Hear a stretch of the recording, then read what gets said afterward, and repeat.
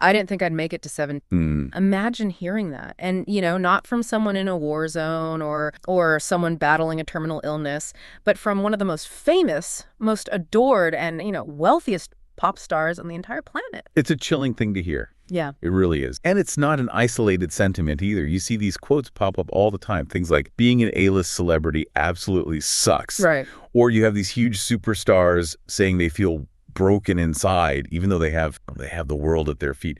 It presents us with this massive paradox right out of the gate. I have to be completely honest with you and with you listening. When I first saw the topic for today, my immediate reaction was just a massive eye roll. I thought, oh, great, the poor rich people are sad again. It is genuinely hard to feel sympathy for someone crying in the back of a Bentley. Of course it is. We're all dealing with inflation, rent prices, with real tangible problems. Here we are about to spend an hour talking about how hard it is to be adored by millions of people. And that is the natural reaction. I think it's most people's reaction. We're conditioned, culturally, to believe that fame and fortune are the finish line. That's the goal. That's the dream. It's the dream. And if you get there and you're still miserable, well, then you must just be ungrateful or broken. But that's exactly why we need to do this deep dive, because the data and all the anecdotal evidence from the people who are actually living that life, it suggests that achieving everything is, in fact, a recipe for a very specific kind of psychological and even financial torture. Torture, that's a strong word. Yeah. I have to admit, though, after going through the source material for this, I'm starting to see why you'd use it. Yeah. We are basing this deep dive on a fantastic documentary by Jake Tran, and it centers really heavily on the insights of a man named Arvid Ali. Mm-hmm. And we should probably establish who Arvid is right up front, because his credibility is kind of key to this whole thing. He isn't just some armchair psychologist. No, not at all. His perspective is unique because it's almost forensic. Arvid Ali is the former president of Jordan Belfort's company. As in the Jordan Belfort, the Wolf of Wall Street. The very same. So Arvid has been in the belly of the beast, and now he's an advisor to celebrities, to pro athletes, to the ultra rich. He's the guy who sees the book. He sees the bank accounts, not just the curated Instagram feed. Exactly. He sees the real burn rate, the legal struggles, the medication lists, the private breakdowns that happen behind closed doors. He has seen the machinery of fame up close. And his conclusion is it's incredibly stark. The lifestyle we all crave is a cage. And he's not talking about a metaphorical cage. He means a literal one. So our mission today is to peel back that curtain. We're going to deconstruct this perfect life myth. Right. We'll get into the mental health crises, the financial traps, which honestly, that part completely... Oh, it's shocking. The isolation, the loss of humanity. But we're also going to look for, is there a sweet spot? Is there a level of success where you can act happy? There is, and we will get to that. But let's start with what Arvid calls the cage of celebrity, the cage itself. Let's do it. He talks about this transition that happens where you go from being a person to being a public object. And, we all joke about the paparazzi and the lack of privacy, but the reality he describes is genuinely terrifying. He says for an A-list celebrity, the very concept of just going outside basically ceases to exist. It's the total loss of anonymity. And that's something we all take for granted. I mean, think about it. You and I can walk out of this studio right now. We can go to a coffee shop. We could sit on a bench, maybe pick our nose in traffic. Hopefully not. And nobody cares. Not a single person. Yeah. We view anonymity as a lack of fame, but really it's a shield. It's freedom. When that shield drops, every single interaction you have becomes transactional. What do you mean by that? Transaction? Well, Arvid points out that when a fan approaches a celebrity, they aren't looking for a human connection. They're not asking, hey, how was your day? They want a selfie. They want proof. They want a photo. They want an autograph. They want a number. They're trying to take a piece of you away with them. It's this constant extraction loop. You, the celebrity, are being mined for social capital by strangers. Every second you're in public. And there was this very specific rule mentioned in the source material that it really stuck with me. They called it the 40-second. The Robert Pattinson rule. Right, from Robert Pattinson. A guy who has been at the absolute peak of fan hysteria with Twilight and then again with the Batman. A whole other level of fame. So he explained that when he's in a city like Los Angeles, he has approximately 40 seconds, less than a minute, at any given location. A coffee shop, a bookstore, anywhere. 40 seconds before what? Before he's recognized. Once that 40-second timer runs out, the chaos, the phones come out, the whispers start, the crowd forms, and he has immediate. Can you imagine living your entire life in 40-second windows? You can't. It induces a state of constant low-grade panic. Think about it from a biological stress response perspective. If you're an animal in the wild and you know a predator is always 40 seconds away, your cortisol levels are just through the roof. You're always on alert. You're always looking over your shoulder, counting down the clock in your head. You can't relax. You can't just browse a bookstore and get lost in the titles. You can't sit and enjoy a cup of coffee and people watch. You are, in effect, a fugitive in your own life. A fugitive who hasn't committed any crime. Exactly.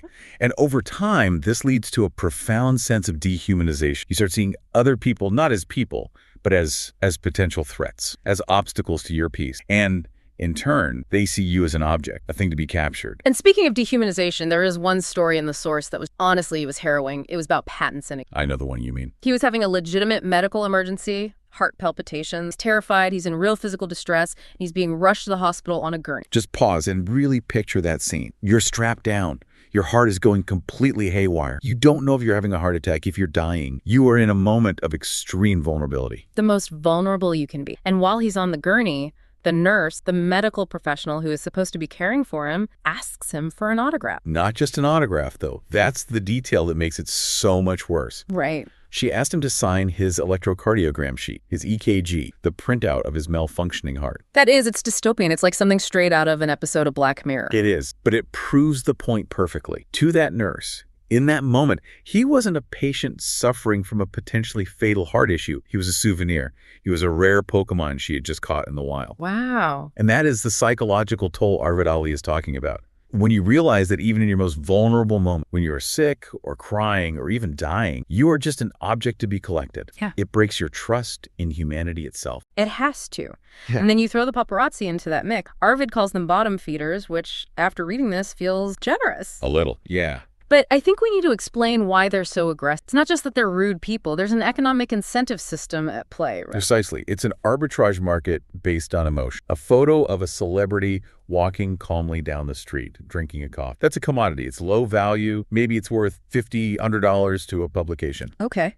But a photo of that same celebrity screaming, crying, punching a photographer in the face, that is a scarce asset. That one photo could be worth $50,000, maybe $100,000. So the paparazzi are financially incentivized to make snap, to break. Their entire business model is based on provocation. Their job is to trigger an emotional reaction. So they will insult your family. They'll shout horrible things about your partner. They'll block your car so you can't move. They'll do anything to get that rise out of you. Because if you just ignore them and walk away calmly, they don't get paid. But if you punch them, they get to buy a new house. It's a perverse incentive structure. So let's walk through the logic here for a second. If the world outside is full of people who either want to take a piece of or provoke you into a scandal or a loss, what is the only logical solution? You stay inside. You just don't go. Correct. And the source material highlights this so vividly. You have these people who have the resources to fly anywhere in the world on a private jet, to see anything, do anything. And they spend 90% of their time trapped in their houses. Exactly. Just consuming social media, watching Netflix, playing video games. It's a gilded cage, but it's still a cage. It sounds a lot like lockdown. And we all went through that during the pandemic. We all know what that isolation did to our collective mental health. It is lockdown, but it's a permanent one with no end date. Yeah. And from a biological evolutionary standpoint, humans are not designed for solitary confinement. Right. We're social animals. We need community. Yeah. When you remove the ability to wander, to explore, to have those little serendipitous interactions with strangers, smiling at someone in the grocery store, you fundamentally damage the psyche. And what's the end result of that? Arvid notes that it leads directly to severe depression and anxiety because these people lose their fundamental sense of belonging. They are completely and utterly isolated right at the very top of the social ladder. Okay, but I'm going to play devil's advocate again here because I know what people listening are thinking. I'm thinking it too. Okay, so they can't go to Starbucks. Boo-hoo. Right. They can just hang out with their other rich, famous friends in their giant mansions, right?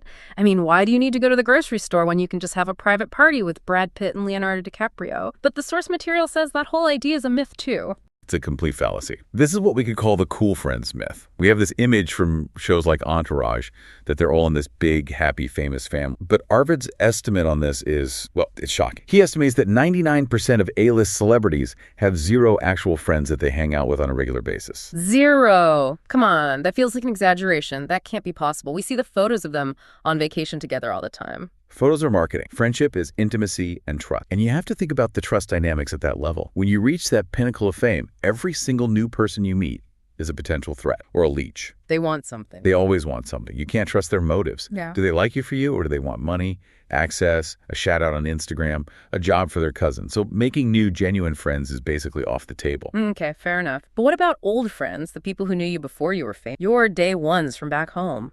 That's also incredibly complicated. First, Arvid points out something interesting. Many of the people who become excessively famous were often the weird one or the outcasts growing. The theater kids, the band. Exactly. That intense drive to be famous often comes from a place of not fitting in, a need for validation. So they might not have had a huge social circle to begin with. That's a valid point. But even if they did have a solid group of friends, the celebrity often outgrows them. And I don't mean that in an arrogant, I'm better than you way. I mean the lifestyle gap just becomes an unbridgeable chasm. The drive, the neurosis, the obsessive focus, the insane schedule required to become and stay an A-list. It makes it very, very hard to relate to someone who works a 9-to-5 job back in your hometown. Your problems are, my agent is stealing from me and the studio is suing me for $10 million.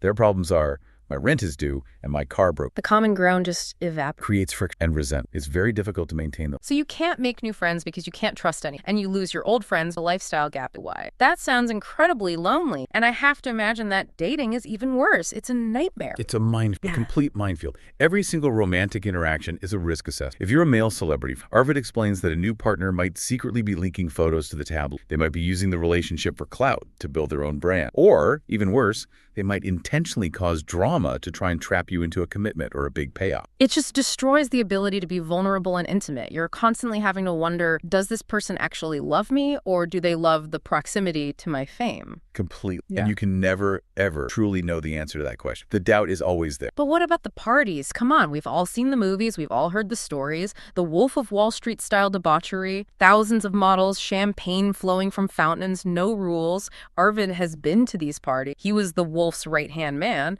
What's the reality he described? The reality, and this is a direct quote from him, is that they are the saddest things ever. The saddest things ever. Yeah. That is not the description I was expecting at all. I was expecting wildest or craziest or most debaucherous. He describes the atmosphere as one of utter paralysis. You might have a room with the most famous actors, musicians, and Instagram models in the world, but everyone is terrified. Terrified of what? Everyone is terrified of everyone else. The models are terrified of being photographed doing something unseemly that could ruin their brand or get them kicked out of the circle. The male celebrities are terrified of being canceled or sued or accused of something years down the line. Every interaction is a potential career-ending liability. So it's a room full of beautiful, famous people who are all afraid of their own shadow. Exactly. Arvid paints this incredible visual of everyone just standing around the edges of the room, not mingling, staring at their phones, or looking anxious. He actually mentions being the only one dancing at one of these big Hollywood parties, just trying to pump some life into the room while everyone else just stood there in fear. That is such a funny yet deeply depressing image. The former president of the Wolf of Wall Street's company dancing by himself while all the movie stars cower in the corner. Now, he does make a distinction. He says the tech billionaire, the Silicon Valley crowd, sometimes have wilder, less inhibited party because they care a bit less about tabloid optics. They're not as public-facing. Right, but the Hollywood event, paralyzed by public scrutiny and fear.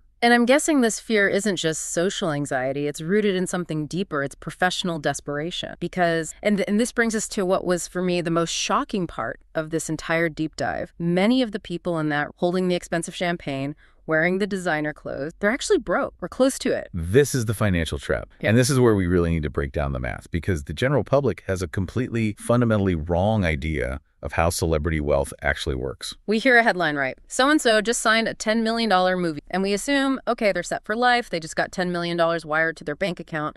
Right. But let's actually follow the money on that $10 million headline, because it is nowhere near $10 million in the bank. Okay, let's break it down. You get the $10 million deal. What happens first? Immediately, off the top, 10% goes to your agent. That's standard. So now you're at $9 million.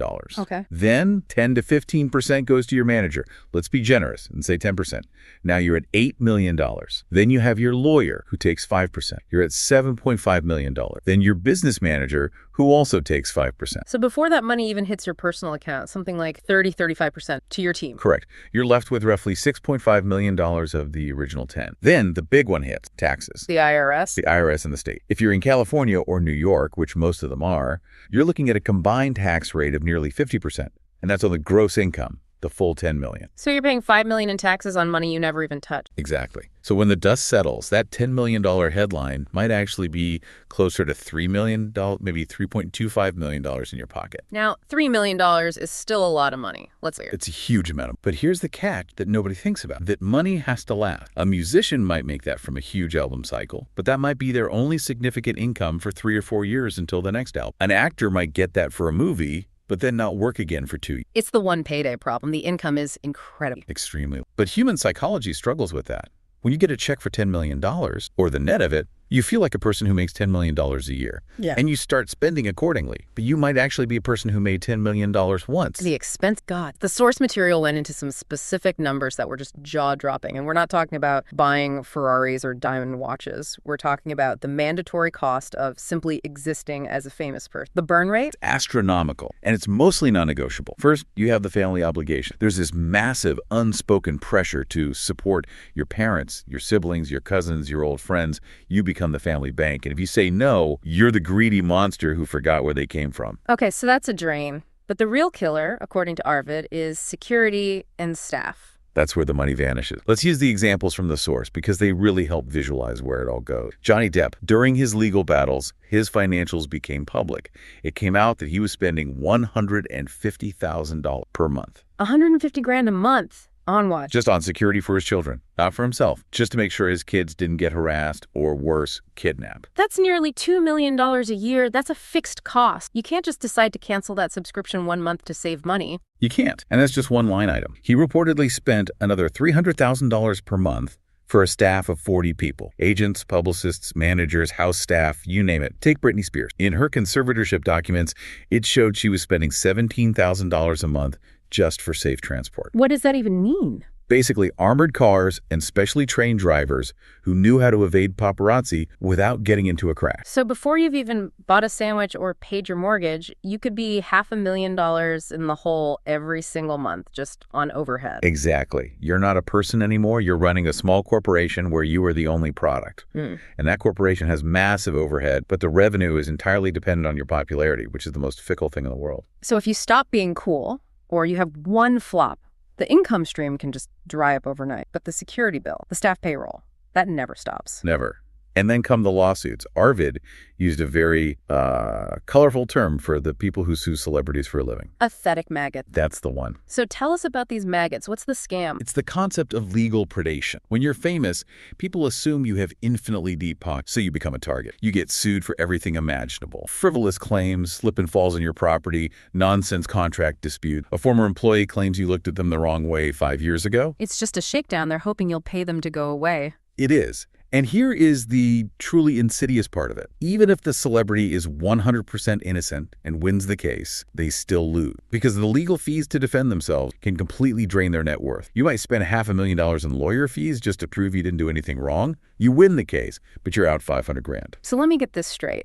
You have inconsistent, lumpy income. You have massive fixed monthly costs for security and staff. And you are constantly bleeding money to lawyers to fight off frivolous lawsuits. Which leads to a state of chronic financial anxiety. Arvid says, and this is a powerful statement, that he has never met a celebrity, not even the multi-billionaire, who isn't stressed about money. They're always waiting for the other shoe to drop. They're on this cycle of making millions but ending up in the negative or barely breaking even. It just completely dismantles this idea of financial freedom that we all associate with fame. Yeah. You're not free at all. You're on a treadmill that's moving at 100 miles an hour, and the second you stop running, you get thrown off the back. And that treadmill is the work itself, which is another myth we have. We think of celebrity work as being glamorous and easy. You know, show up on a movie set for a few hours, say a few lines, sing a few songs. Nice work if you can get it right. Right. But the deep dive looks at touring specifically as a form of prolonged physical and mental torture. Yeah, let's get into the Justin Bieber examples, because Yeah. I think most people see a world tour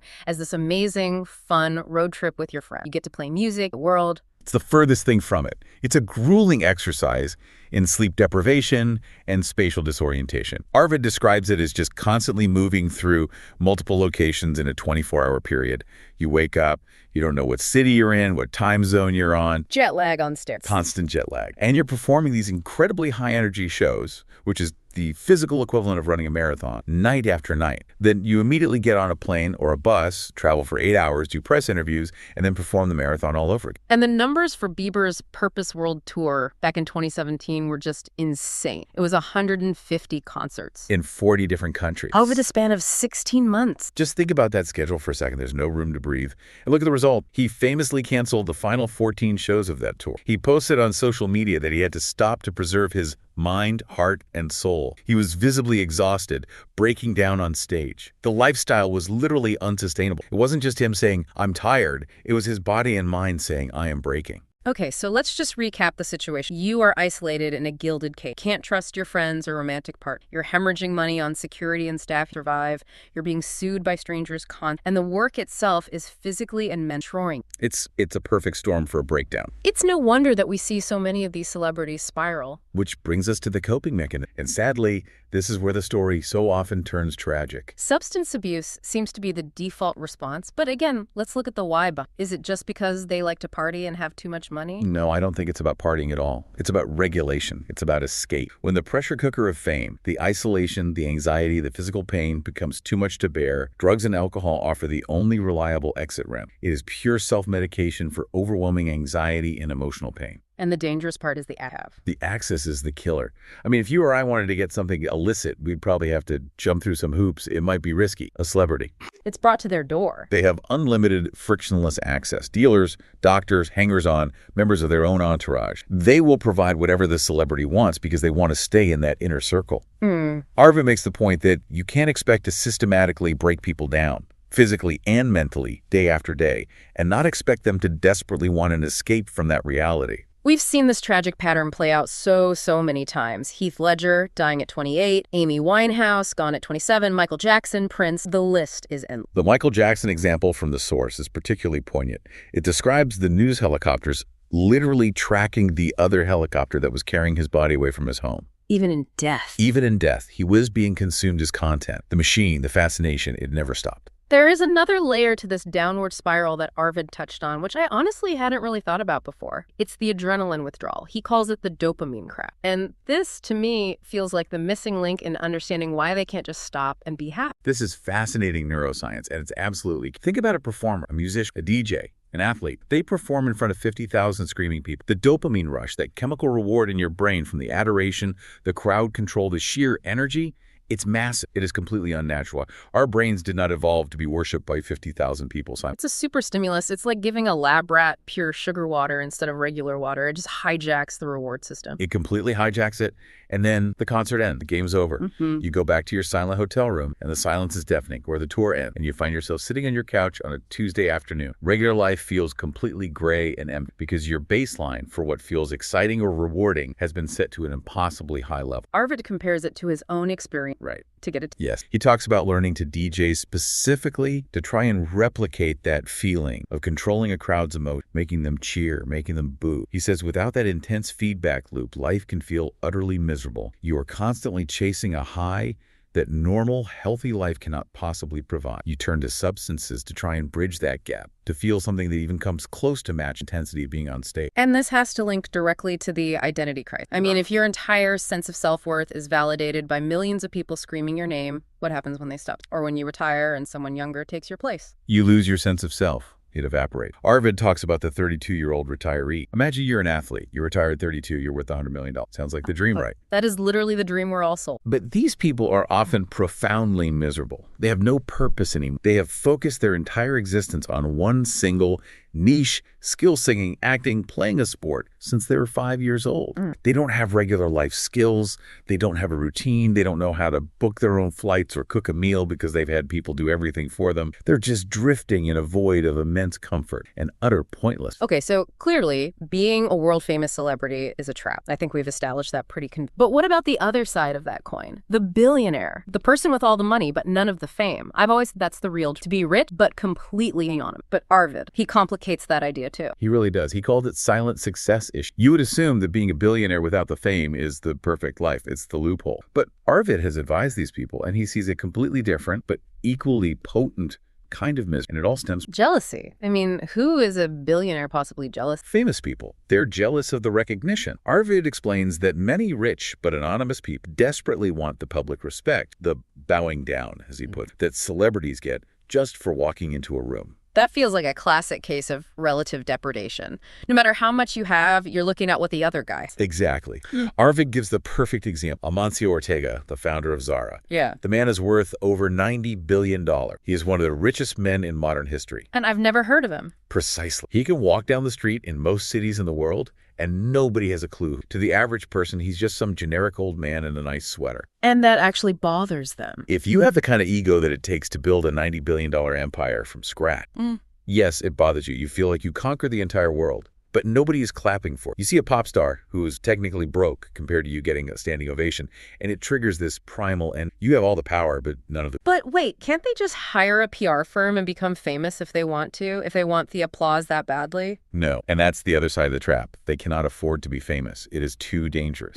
How? Safety again. Absolutely. If a billionaire becomes a household name, if their face is everywhere, the risk of kidnapping of them or their family members skyrocket. The risk of massive targeted lawsuits skyrockets. If everyone in the world knows you have $90 billion in the bank, you become a walking, talking target for every criminal and charlatan on earth. So they're forced to stay in the shadows for their own self-preservation. Exactly, which leads to its own kind of misery. So the celebrity is trapped in the blinding spotlight, and the billionaire is trapped in the lonely shadow. It's fascinating. The celebrity suffers from loneliness and a total lack of privacy. The billionaire suffers from paranoia and a desperate yearning. Both are forms of It's a misery. very bleak picture. It really is. It feels like there's no way to win. If you fail in life, you're broke and struggling. If you succeed beyond your wildest dreams, you're miserable in a mansion. But the deep dive did promise us a half spot. There is a solution. And it's not about having everything. It's about having the right amount of the right thing. Arvid calls this niche fame. Niche fame. Okay, break that down for us. What does that look like? It's the concept of being famous, but only to a very specific small subset of people. Think of a popular YouTuber in a specific hobby, or a top-tier software developer, or a specialized author who writes for a dedicated community. You might have an audience of, say,